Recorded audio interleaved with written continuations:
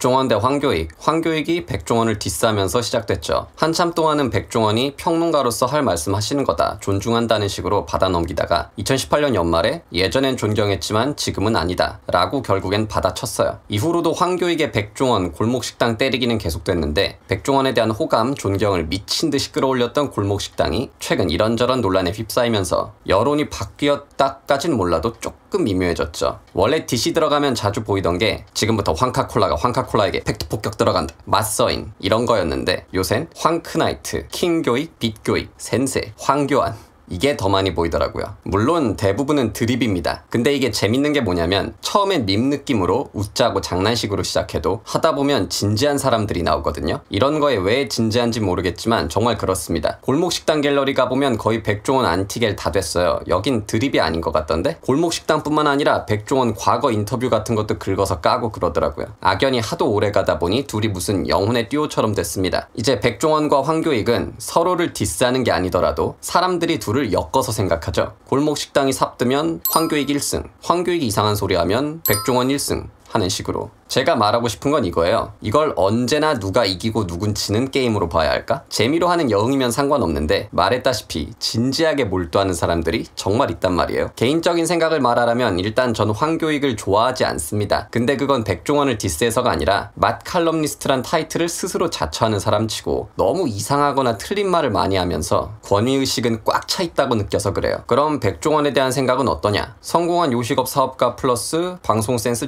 좋네. 식당은 대체적으로 별로. 이 정도예요. 백종원 프랜차이즈 중에 제가 가끔 가는 게 돌집 홍반점 국수예요. 이 가게들이 특별히 맛있어서가 아니라 24시간 하는 매장이 좀 있어요. 24시간 식당이란 게 보통 음식 퀄리티를 기대하기 어려워요. 근데 밤늦게 야식 찾을 때 혹은 내가 잘 모르는 곳에서 마땅히 땡기는 식당이 없을 때 대안으로 괜찮아요. 그래서 가요. 이외 대다수의 브랜드는 별로 좋아하지 않습니다. 적당한 가격에 프랜차이즈에 기대할 수 있는 최소한의 맛이 나온다, 뭐 이렇게 인정할 순 있겠는데 그래도 일단 내 기준에 별로 맛도 없고 보통 다른 선택 옵션이 많아서 갈 일이 없어요. 백종원 프랜차이즈를 그렇게 생각하면 백종원이 싫어야 하지 않냐? 그건 딱히 아닌 게 백종원 프랜차이즈만 맛없는 게 아니에요. 또 그런 프랜차이즈만도 못한 개인 업장도 수없이 많아요. 그래서 굳이 프랜차이즈 CEO를 따로 미워해야 할 이유가 제겐 없어요. 백종원은 킹과 짱짱 만능 요리 음식 박사 엠퍼러 신급 비즈니스맨이라 요식업에서 무조건 옳고 백발백중일까요? 당장 더본 코리아만 해도 가맹 프랜차이즈 매장이라고 해서 무조건 잘 되는 게 아닙니다. 또한 더본 코리아는 여러 개의 테스트 브랜드를 시도한 뒤 어떤 건 프랜차이즈화 시키고 어떤 건 접기도 하죠. 그건 백종원이 무능해서가 아니라 당연한 거예요. 언제나 무조건 승승장구하는 사업가라는 건 세상에 존재하지 않습니다. 골목식당에서도 마찬가지라고 생각하거든요. 기본적인 위생, 요식업자로서의 태도 이런 거 얘기하는 건 정말 좋은데 솔루션이나 연출 보면서 이해 안 가거나 에이 하는 경우가 적지 않아요. 성내동 편 보면서 알리올리오에 고사리 열무 넣었다고 혹평이 한 번에 호평되는 게 말이 돼? 보통 이탈리아 본토 사람이면 생면 여부부터 파스타에 신경 쓸 텐데 하며 갸웃했고, 포방터 돈가스 시식평 보면서 아 역시 방송 블러핑 겁나 세네 라는 생각했고, 청파동 냉면집 온면 요일별 판매 솔루션 보면서 저게 뭐야 싶기도 했고, 냉면 맛 달라졌다 어쩌고 할 때 비냉과 회냉면의 차이를 말하며 다른 음식이라고 설명하더니 이번엔 굳이 회냉면을 강조하기 위해 비냉이 더 맛없다는 식으로 연출해서 어처구니가 없었어요. 뭐 이것뿐만이 아니라 납득 안 가는 것들 많았습니다. 그리고 번외로 얼마 전에 한식대첩 고수회전이란 프로를 케이블에서 했는데 나는 요리사가 아니라 음식 사업가다 라는 백종원이 외국에서 온 프로 셰프들을 상대로 쇼 호스트로서 심사를 하는 게 아무리 대중 인지도를 따져도 그렇지 프로그램 취지랑 너무 어긋나지 않나 라는 생각도 했어요. 그렇다고 제가 백종원 안티, 헤이러는 아닌 이유, 제가 지난 영상에서도 언급했듯 전 애초에 예능이란 것에 대해 특별한 기대치가 0에 가깝기 때문에 재미 외에 다른 걸 기대한 적이 없어서예요. 전 세계적으로 가장 유명한 요리, 요식업 관련 쇼호스트 누가 있을까요? 전 일단 고든 램지를 떠올립니다. 고든 램지는 온갖 요리 대회에 식당 솔루션, 음식 기행 등 수없이 많은 프로를 호스팅했고 또 새롭게 하고 있는데 골목식당이랑 가장 비교될 만한 프로그램이 바로 키친 나이트메어고 가장 오래 진행한 프로그램 중 하나가 헬스키친이거든요. 키친 나이트메어 보면 골목식당에 나오는 소위 빌런이나 백종원과 빌런 간의 갈등은 아무것도 아닙니다. 진짜 개판이에요. 키친 나이트메어가 꽤 오래전 프로지만 지금도 그런 방송은 한국에서 불가능할 거예요. 근데 미쉐린 스타 다닥다닥 갖고 있는 세계 최고급 인지도의 클래식 프렌치 셰프이자 손꼽는 규모의 레스토랑 사업가인 고든 램지가 그